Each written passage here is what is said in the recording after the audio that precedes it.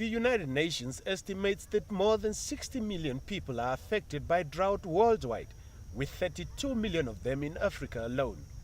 The continent is experiencing the driest planting season in at least 35 years, and most farmers need some form of assistance. This will lead to the worst food crisis in recent times if nothing is done.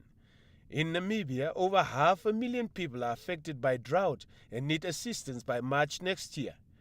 March is our cutoff point, as should the coming season we receive rain, by that time people will be able to harvest. Because we thought the season will be better, and from March 2016 we will not be able to provide people food, but rather than feed themselves. Some countries affected by drought have designed programs and policies to manage drought more effectively.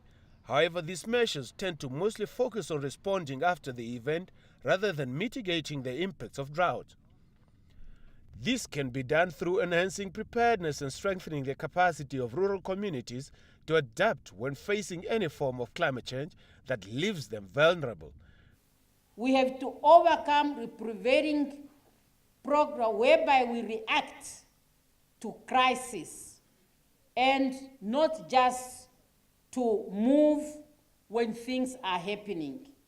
We must be proactive, and risk-based approach need to be adopted that will enable us to mitigate the impact of drought, floods, and other disasters. There is now a need to coordinate on continental level and come up with an inclusive framework that will guide the continent's approach to drought. Once the strategic framework has been adopted by ministers, the Windhoek Declaration on Drought Resilience will be tabled at the African Union for adoption by heads of state.